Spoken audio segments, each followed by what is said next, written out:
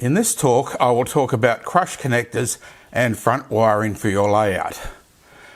Now, this clinic is about making wiring easier as we get older so that it's easy to install and easy to fault find. For those of you who like to hang upside down under their layout, hot soldering iron in hand and exposed skin ready to catch the molten drops of solder as they fall from the deck, you may leave the clinic now because you're clearly masochists.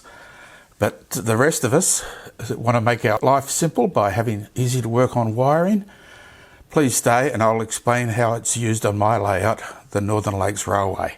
Now, the aim of this clinic is to show you how to make wiring of your layouts easier and to ensure non-soldered connections are secure and tight.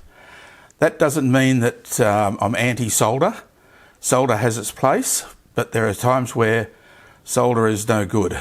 If you're using a bunch of wires going into a terminal block, soldering the tips of them before you put them in the terminal block, the solder over time will cold flow under the pressure of the clamp or screw, and it'll gradually become loose. So you'll find even the American standards for crush connectors insist that you don't use soldered wire tips. You simply twist and clamp the wire. These photographs show you what wiring is like under many people's layouts. These photos actually came from the Newcastle Model Railway Club and are presented here with their kind permission. But they show the rat's nest of wiring that evolves over time, and particularly worse in club environments where every man and his dog has a go at trying to fix the wiring. It looks like a spaghetti bowl. It feels like an archaeological dig as you try to chase down faults and problems with the wiring, and it just causes total chaos.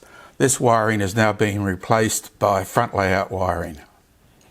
And here's an example of it, where a piece of 1x4 radiator pine timber is mounted across the front between the legs, and the cable runs for the buses are laid parallel on the timber, clamped with cable clamps.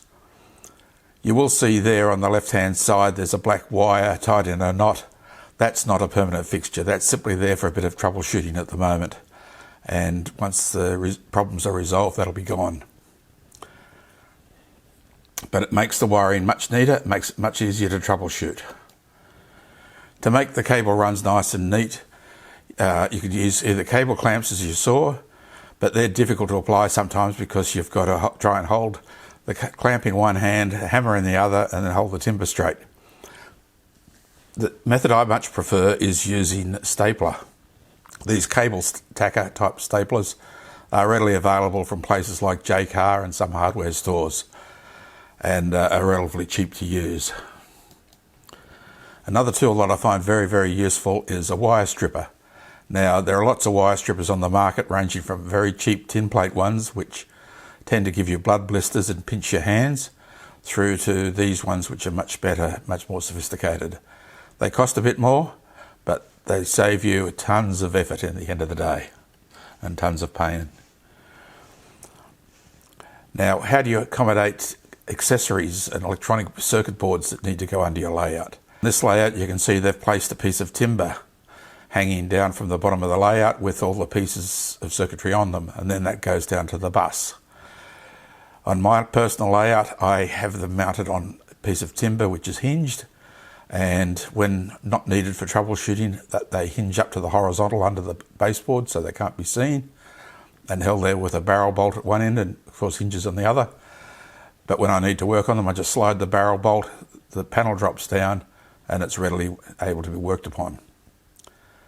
And as you can see, it's quite clear how to troubleshoot all that. The other key thing is colour coding of your wiring. That is essential. I know of some people that try to skimp and save by using odd pieces of wiring all around the place and end up with all sorts of different colours on the one section of cable run. Don't do that, it's false economy. When you consider the cost of wiring and the life of the layout, it's very cheap to go buy proper rolls of cable and then you have them and use them for your life of your layout. And the total cost of all the cables probably still less than the cost of one locomotive. This is Steve McGee's layout. He mounts his circuitry and cables and everything towards the front, and he has a front fascia which is on a 45-degree slope. He can unscrew the front fascia, flip it 180 degrees down and re-screw it, and then he has everything readily available to be able to be worked on while sitting in a chair at the front of the layout. Much more comfortable way to work. On my layout, I use electrical conduit, 2-inch electrical conduit running along the front with the bus wires sitting in that. I bring the droppers from the track through holes in that back of the conduit, then join them to the bus cable. I use the wire stripper to pull apart the insulation, wrap all the wires around the gap where the insulation is, then put a blob of solder on it to secure it all. And I make sure that obviously the polarity of the two droppers are separate so they can't short circuit to each other. And as you can see there, I've used colour coding. I've got orange wire for droppers and blue wire. Blue wires go to the blue bus, the orange wires go to the orange bus. On the right hand picture there, inside of a control panel, and I have 5 control panels. Each control panel has 2 terminal blocks, one for 18 volts AC and one for 12 volts DC. I also have light hubs from Woodland Scenics, which I use to control the lighting on the layout so that I can vary the intensity of the lighting to make sure it suits the purpose for the day. To make the connections into screw blocks, we use ferrule bootlace connectors, or insulated ferrules. There's many names for them. It's very simple to use them. You simply strip the wire, twist it, push it through the connector, crimp the connector, trim off the excess that's poking out the front end of it, and adjust the length of metal that's needed to go into your terminal block, then screw it into the terminal block. The beauty of these is they give a good, firm, secure connection. Unlike a tinned wire, which will come loose due to cold flow of the soldering, these won't.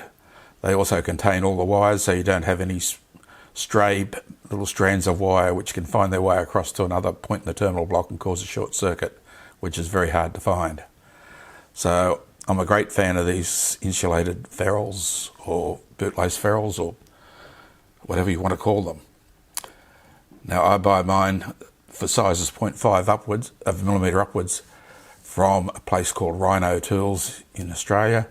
For the ones below 0.5, I use another company called Carroll's, and there's an example of their little box there.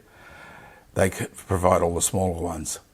Now there are 2 standards, international standards, in the colouring of bootlace ferrules. There's a French standard and a German standard. So because we sell both in Australia, you have to go and purchase by size, not by the colour code. Otherwise you may end up with the wrong bootlace ferrules. This shows the use of the bootlace ferrules. There's 2 NCE switch-it panels, and they run to a terminal block, and then the cables run from the other end of the terminal block. It makes the wiring much neater, it makes troubleshooting much simpler, it makes changing out of cables or pulling them out, swapping them over, much simpler. It has lots of things to go for it. I'll now give you a demonstration of how these bootlace ferrules are applied. For this demonstration, I will show you how I am going to put some staples in here to allow run of the conduit. I'm going to run some black and red wire up to terminate in this terminal block, which is a plug unit to then plug onto another unit. So, just to show you very simply, staples, there's not much to it. This is the staple gun. The staples themselves are called cable staples. Simply place the staple gun and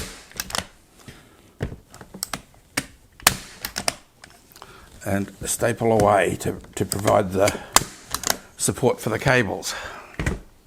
Then I take the black and the red wire that I'm choosing to use. I run them through the cable stays, which are going to be my bus run.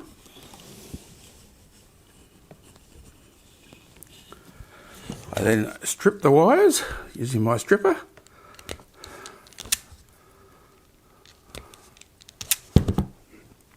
I twist the wires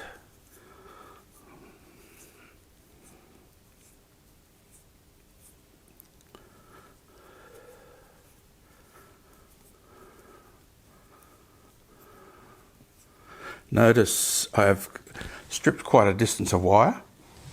Now for that particular gauge of wire, I'll be using the 0.34mm ferrules. There are the examples on the table. So I pick one up, I feed the twisted wire through it,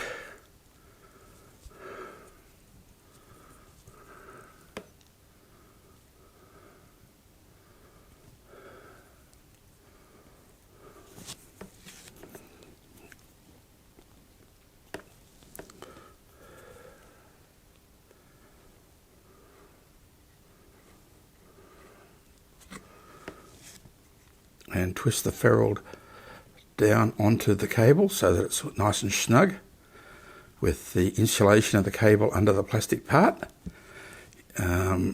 You'll notice that part of the stripped wire extends out the end of the ferrule. That's quite okay. I then take the crimper, insert it in and crimp. Then trim with a pair of side cutters to get rid of the wire that's hanging out the end and to shorten it slightly so that it will fit inside of the terminal block. Then have it crimped like so.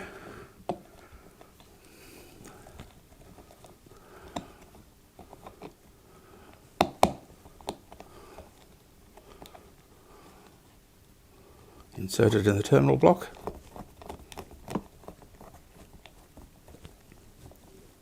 And it's done. Similarly for the other wire, the red wire, take the other ferrule, insert the wire through it,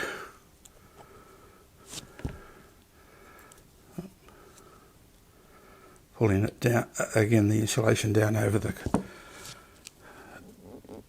ferrule part down over the insulation, the plastic part of the ferrule, crimp it,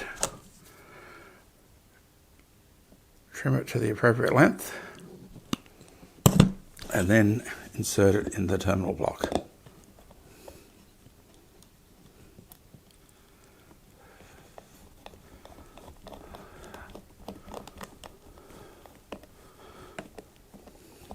Then give them a tug just to make sure they're secure. And that's it, simple as.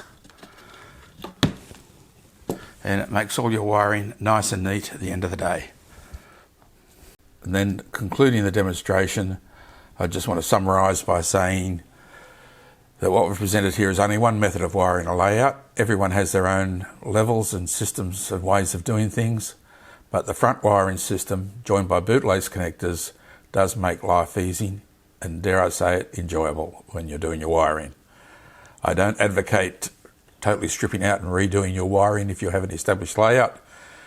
But if you're about to do new work on your layout or add extra wiring, think about going towards front wiring and using bootlace connectors wherever you have terminal blocks.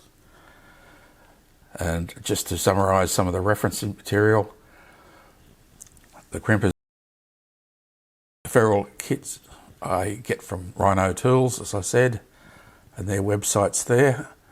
Small size insulated ferrules, the 25mm and 0.35mm, come from Carroll's, and the staple gun comes from J-Car. And there's some rough idea of pricing of the J-Car items in Australian dollars. Thank you.